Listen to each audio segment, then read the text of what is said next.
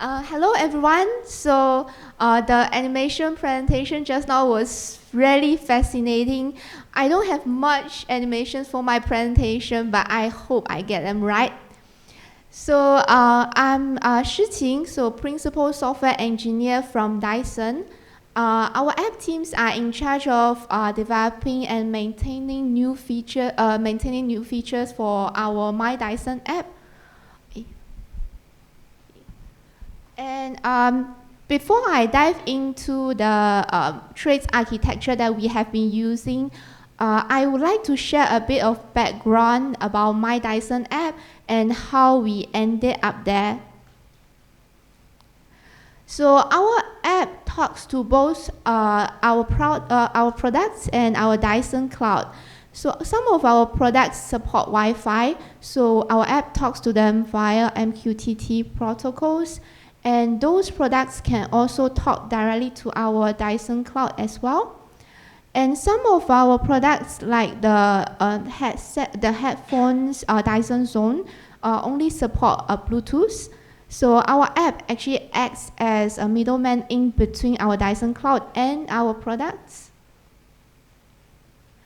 As of now, we support in total, our app supports in total 6 product categories, including the air purifiers and the robots, which support Wi-Fi, and the headphones and the lighting, which only supports Bluetooth, and the hair care and the vacuum cleaners that are not connectable. Our story today will be focusing on the air purifier category, which is also called an environmental control category. I will be calling them EC for simplicity later on. Our EC category starts with the first generation of purifiers and heaters. We had 3 models at that time, 2 purifiers and 1 heater. They are very similar in terms of functionalities, except of the heating related features. Therefore, at that time, we had a common data model for all the 3 models called EC data model. And you can see that the heating related properties are optional. And we used different views and view models for the control screen for purifiers and heaters because the layout is different.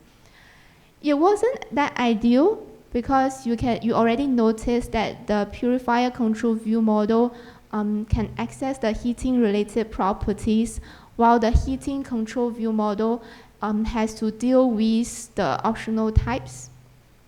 But things wasn't that bad at time because we only support 3 models, and the code base was relatively simple. Then our second generation came. The second generation of purifiers used different communication protocols for some of the common features, like the power on and off, auto mode on and off. And it also introduced some new features like the air flow direction, which means the purifier can purify both front and back without oscillating. Sooner, our second generation of heater also arrived and inherited all the features from the second generation of purifiers and the same heating feature from our first generation of heaters. At that time, because of all the differences from the previous generation, we decided to create a new data model for the second generation of purifiers and heaters. And if you look at the data structure here, we have a set of common features that are using different communication protocols, which means the functionality is exactly the same to users, but the underlying implementation is totally different. And then we have a set of common features from the first generation, which is just a duplicate. And then we have a set of new features that is unique to the second generation. And similarly, we created different views and view models for each of them. Things started to get worse, but we'll still manage it.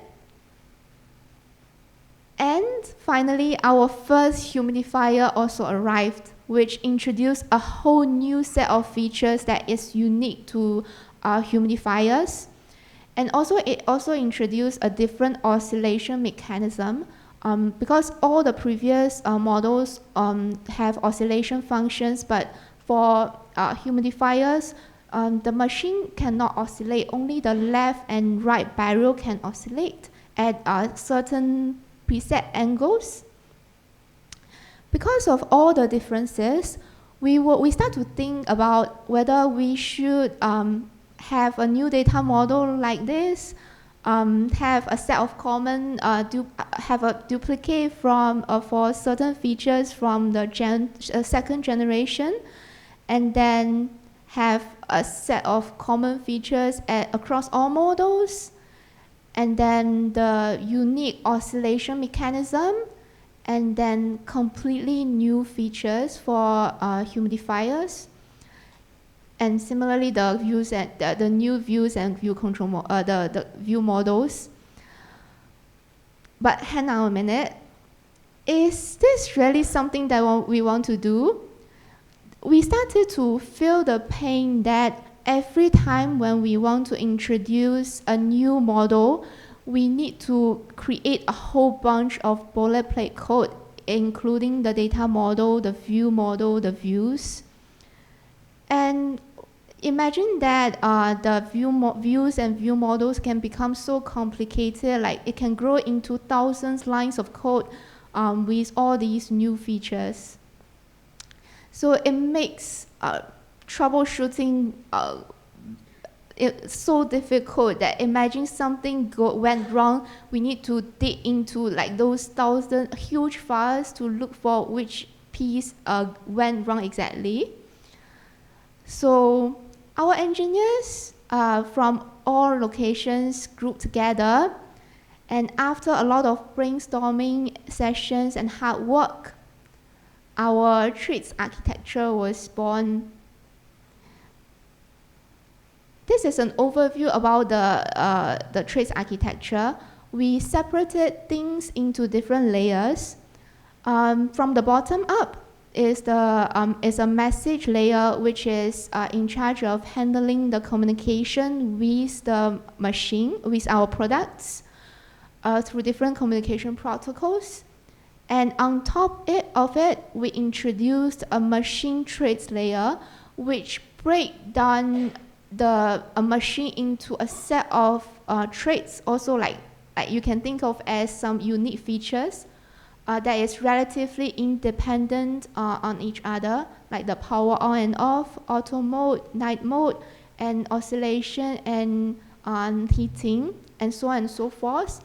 All of them, there are mandatory traits that all machines support, and optional traits that only certain models support. And on top of it, we also introduced a UI component layer, which broke the existing, the big view and view models into separate UI component views and view models. And it is in charge of handling each of the traits. And then similarly, we have the UI layer, but the new UI layer is just in charge of handling, laying out all the traits that it supports. If we have a closer look at the machine traits layer, it has an interruptible machine, which is just a representation of our product and hold a reference to the traits protocol. And the machine components implement the traits protocol, and it also creates the controllers and providers associated with each of the traits. I will give a bit more explanation on each of them. So the controllers can read and write values to our products. For example, the power controller, while the providers can only read values from our products. There's an example about the power controlling here. So we define a protocol for power controlling, and it has a property called is power on, which is just reading the current power status from the machine. And also the set power on method is in charge of sending commands to the product to control the power status. And then we have different implementations for different generations because of the differences in between. And then for provider, it's a bit simpler because it can only read the value from the machine. So you can see the example of the faults provider here, which is just reading the current faults that the machine is having at the moment. And then the machine components, it is in charge of creating all the mandatory and optional traits that a particular machine supports. And it also serves as a single source of truth what features a particular machine can support. And in the code snippet, you can see that we have mandatory traits that is non-optional, while the optional traits are optionals. Then how do we actually link things together? How it actually looks like when we want to introduce a mandatory traits? So we start with defining the protocols and create the implementations. And we can have different implementations for common features that have that's using different communication protocols. And then in this way, we can hide the implementation details from the UI so that we don't need to create the same UI for machines that is simply because the underlying communication protocols are different.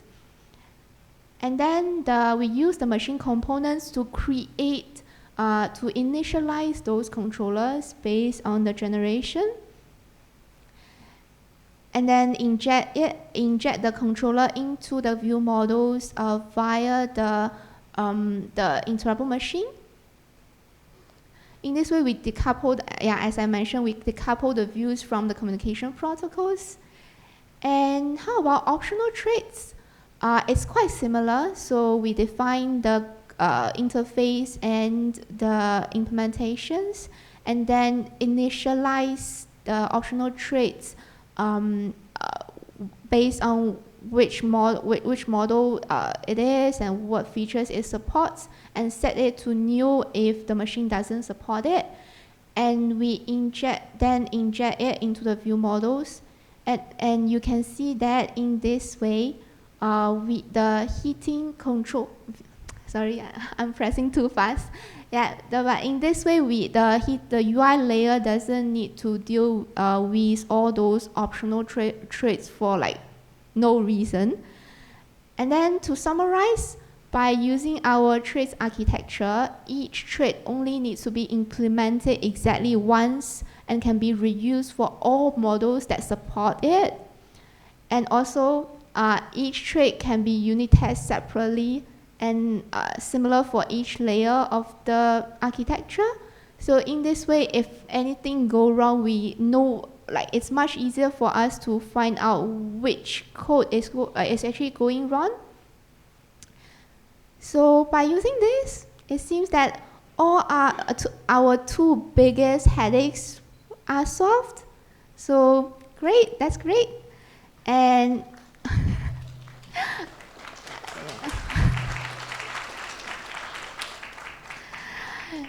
so that's all for my sharing today. So if you are interested in finding out more, please come to our booth outside and talk to our TAs and engineers.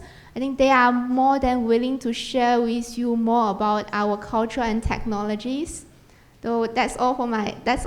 Thanks everyone, and hope you enjoy it.